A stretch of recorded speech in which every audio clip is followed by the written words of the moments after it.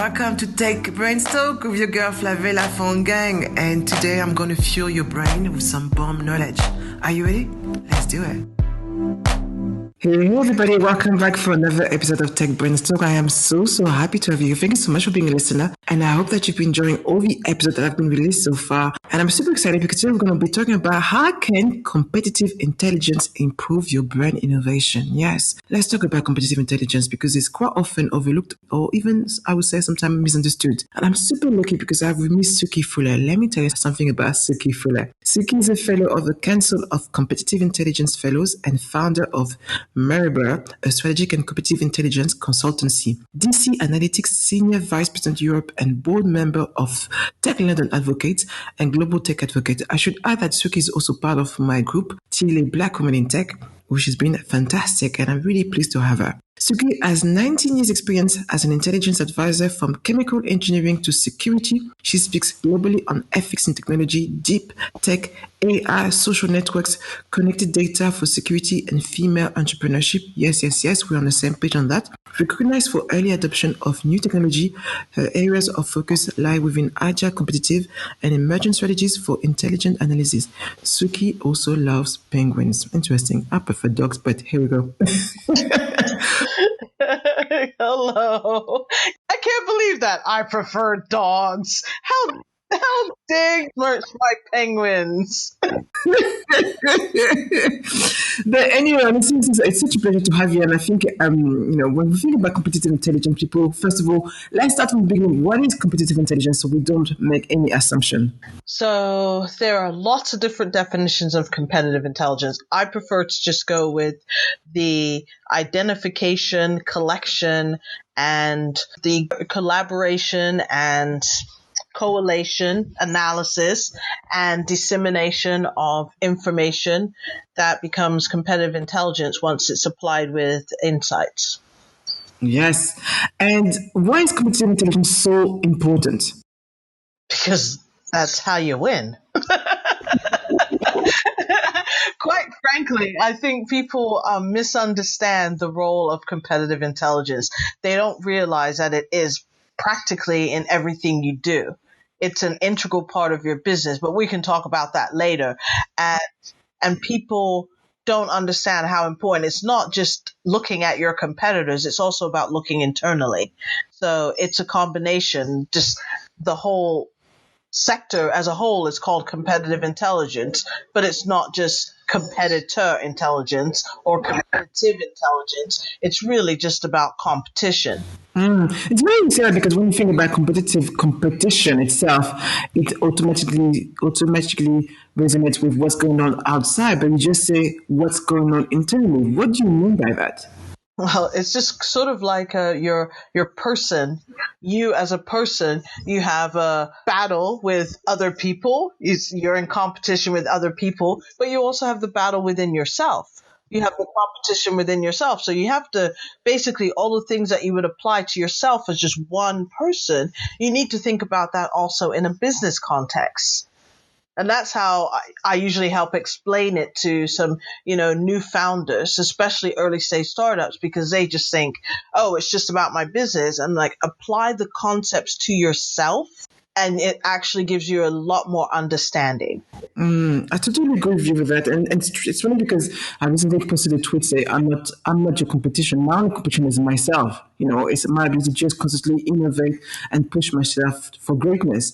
And even I think about it from a branding of my world, from a branding and marketing point of view, when I start an analysis or I start working with a client, we always start with a full brand audit. So what's going on within your business?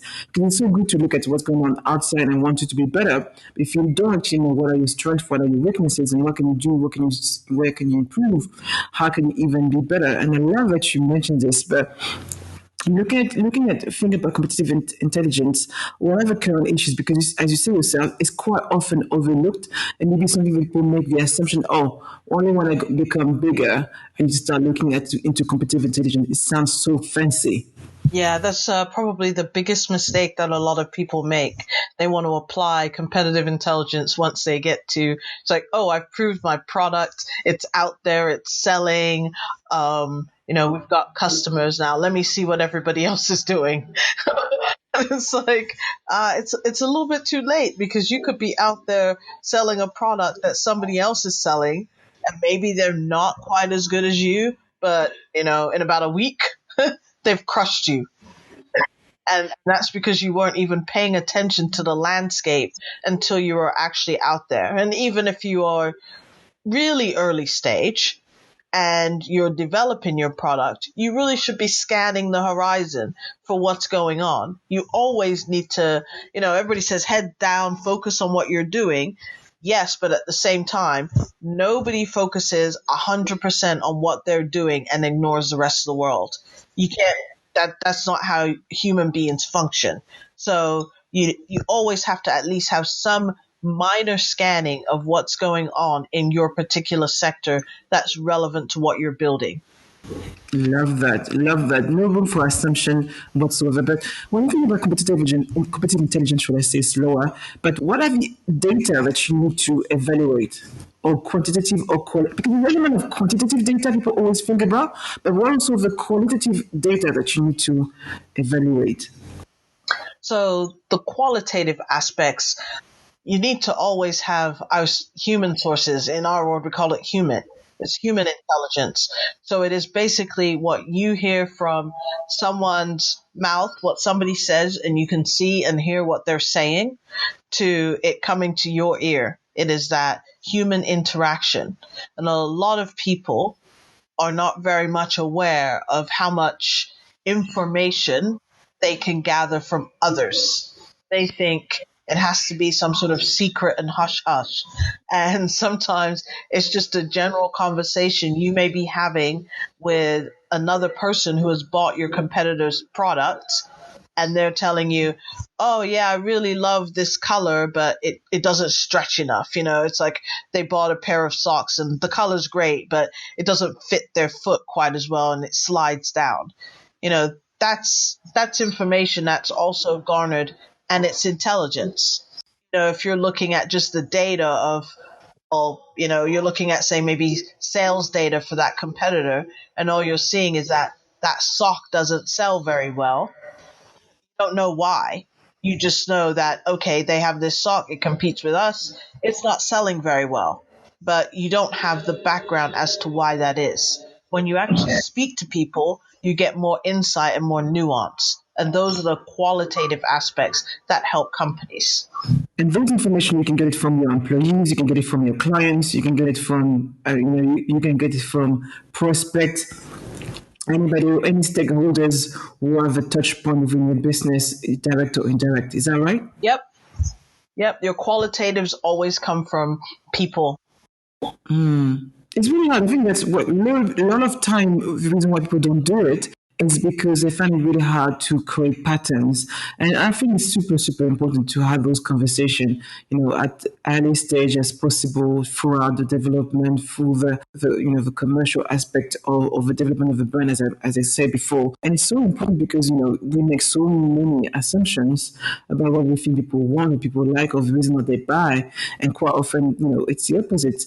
And I know that there's an approach. I share my personal approach when I start working with a client, but you can share with your approach when it comes to competitive intelligence. But I always say, what should you start doing?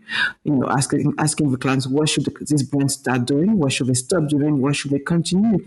And that gives you a good sense of what really do they value, what do they think is nonsense, and what they're expecting from them to really help them innovate. And these three aspects, those three questions, you can get a lot in terms of your existing values, you think that actually, you're making those values. So what about you, Suki, in terms of your own approach to competitive intelligence?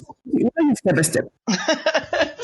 You're going to have to repeat all of what you just said because you said a lot there packed into that 30 seconds. I'm like, okay. And then you throw a kids question at the end. But what's my approach? So the first thing whenever I meet with a client is I really want to know about that particular client. I want to know that team. I want to know that person that I'm dealing with, that point person. I need to know about them because the mindset of the client actually plays a part into how they're going to be implementing a competitive intelligence plan. Because if they are skeptical from the very beginning, when it's like they're only doing it because their boss told them to do it, that plays a role into how they're actually going to perceive what they're doing, and whether or not they do it robustly, whether or not they care, just basically what they think. So that you need to have someone who is open-minded, at least to the possibilities of how that whole process is going to work. And if they're not, it's probably not going to work. So that's usually the first thing I start with, is making sure that, not that we're on the same page, but we're at least on the same page as to, this is a process that we are going to use in order to gain some insights for you, and that you are open to anything that may come about. That's the page that we all need to be on in order for it to at least have a standing chance. I would love, Suki, if you can share some of the work that you've done with some of your clients. Are you able to share some stories of before and after, and how did that impact on their business? There was a startup that I worked with, and I won't say which particular startup because they are still functioning and they're doing halfway decent. But the founder had this mentality of, it was only going to be about numbers. Everything had to do with numbers. That was it. There was, it's like, if we don't have a graph, if they didn't have a graph or some sort of infographic showing data, then it didn't really matter. They did not want to actually go and speak to people. They didn't want to do any group research. They didn't want to do any market research. He just discounted it. He said, oh, it doesn't really matter. We're building this fabulous product. and I said, that's a complete lack of understanding of what you're going to do, regardless of the fact that it was B2B. But it didn't really matter. I was just, it doesn't matter if it's B2B and you don't need to talk to, your average consumer. Your average consumer is still actually your client, because that's just a person. You're going to be selling to another company, which is run by a person. And you need to speak to people just like that person. So it took a long conversation, because one of their board members had actually said, you should speak to Suki about understanding why you need to do competitive intelligence and how we're going to do this. And they just said, well, we just only want to do the quantitative side. We don't want to do the qualitative side. And so then what I had to do was make it less ambiguous. And that's what I used, that example of, there's a person that's running that company that you wish to sell to. You need to speak to people just like that person. You have to really break it down. If you break it down to the very basic essence where someone can relate to it, instead of being so large and ambiguous. And that's one of the biggest issues in competitive intelligence, I feel, is that people use this sort of large, fancy language when they're trying to, I think it actually works in tech. A lot of people try to use that, these large words and make it, like really razzle dazzle. And if you just stick to the basics, just make it about clear, concise, and succinct. Your everyday person, in layman's terms, if you explain it that way, there is no discounting somebody not understanding. I love that you say that, because I was reading, there's a couple of books that I read that I thought resonate exactly what you say. One is called The Hidden Agenda. I can't remember the name of the author, but it's in the world of creative agency and advertising. And it really explains that, when you sell to corporates, if you're B2B business, people always think about selling to a business. But exactly what you say, you are selling to people who all have a personal agenda. So you have to understand the personal agenda of the CMO. You have to understand the personal agenda of the CEO. So you can have different, selling points that articulate and work for them. And that's super, super important, because, it's a business at the end of the day, but the people who make decision, we all have some selfish, guidance. So you have to understand exactly what is the reason why they will do work with you, and how would that benefit them. And that's super, super important. People see it obviously from B2C, but people often in a B2B world, and as you say as well, in the world of technology, don't understand the importance as well. And again, Suki, I'm going to add something to what you said, because you made some really valid points. Is people, from, commercial, and what you touch sounds really a lot of what, marketing people are doing, and maybe a lot of marketing people need to align with what what you do, because there's a lot of this value conversation. Those questions that you ask helps you understand the value you are bringing to the customer. But if you are making assumption, then you don't know. Therefore, you are selling something probably cheaper from what the person is ready to buy if you align your product to what they aspire to get or be. I don't know how you feel about that. Do you agree or not? Nah. Well, no, that's not just it. That's not just it. You didn't ask a clear cut question. It wasn't a question. It was a statement, first of all. I love this one. It was a statement about the importance of a value conversation and really understanding, the hidden agenda when you're selling to B2B of each individual. You are part of a decision process. Yeah, no, I understand. I understand. I just had to give you a hard time. Well, you know what? To use the term value prop, value proposition. What's your value proposition?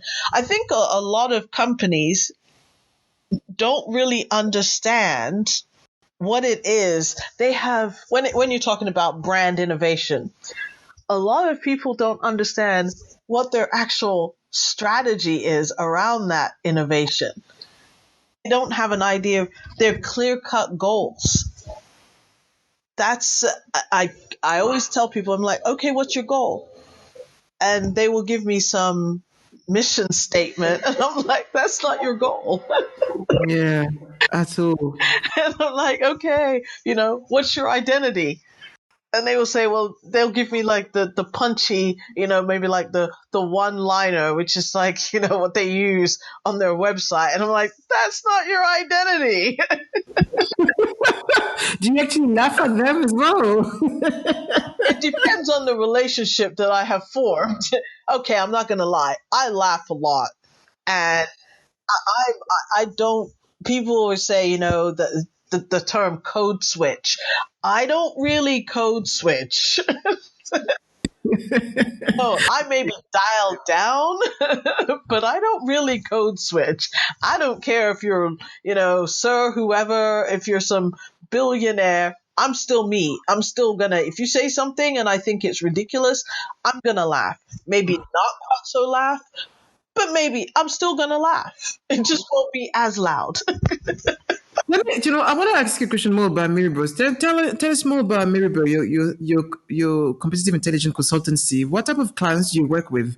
With Miribure, I generally work with startups and early stage. I can't say I generally work with startups. I have a lot of startups that approach me and that want to work with me just in helping them to grow their teams. That's usually the biggest driver for a lot of small startups, is that they have a sort of a goal. They know what their product is, but then they're looking at growing their teams. They want to find people that have multiple skills. They want to make their team as sort of as open as possible in order for them to be best driving forward. And they're going, well, I want a CTO. And it's like, great. They've identified somebody. They're looking at those people and they say, but I don't know how they're going to fit in long term, longer than just, the next year, the next 18 months. So a lot of startups will ask me that question. And then a lot of startups, unfortunately, have no idea beyond a SWOT analysis what CI is. Yes. So, to finish it up with the first part of this podcast, but what advice should we give to startups? And now for people who listen to these tech companies who listen to this and say, okay, now I've passed the startup, I'm on a scale up, or I'm a bit more established. What advice if they haven't yet fully applied competitive intelligence? What should we do at different stages of their business? So at the very beginning, you need to understand who and what they are. So they need to have clear-cut goals, a clear-cut identity, and just know your strategy, know your direction. Even if you don't have a 100% idea, at least have a baseline, a working direction. And that'll become clearer as you grow. But if you don't have that from the very beginning, it's almost like, why are you doing what you're doing? And then as you're going to scale up, actually, there's one that you should always use. It doesn't really matter what stage you are. Don't use jargon. It looks pretty on paper. It looks great when you're, doing your ad campaign. But when you're going to actually grow your business, you're writing down what you're doing. Don't use jargon. Keep it clear, keep it concise, keep it succinct. As you go to scale up, make sure that you are always including your quantitative facts and your qualitative insights. You have to, because beyond that stage, if you don't have those two, you're not going to go anywhere. You're just going to be a lopsided company. And you always have to do self-assessment. Always. It's always an iterative process. It's the competitive intelligence cycle is almost as aligned with the lead cycle. You always have to define the goal, communicate what it is to your stakeholders, really look at your metrics, collate your metrics, analyze those metrics, report the process once you've got all of that put together and you've analyzed it, and then you repair what's not working, throw out what definitely isn't going to work, identify some white space for what might possibly work, and you iterate. That's all it is. And the competitive intelligence cycle goes just on top of that. You're doing that at every stage of when you're functioning, when you're defining your vision. You question that vision. You look at whether or not it's relevant to what you might want to do, relevant to what you think you want to do, relevant to what you're doing. Every single point that you are working in your company, you need to have another wheel spinning inside of that wheel. So you have your big wheel, which is maybe your lean cycle, but in every single cog, every single node, you have another wheel spinning. And that's your intelligence cycle. It needs to always be going. It's an iterative process throughout your iteration. Love that. And that's the end of first part of this podcast. We'll be back in a couple of seconds.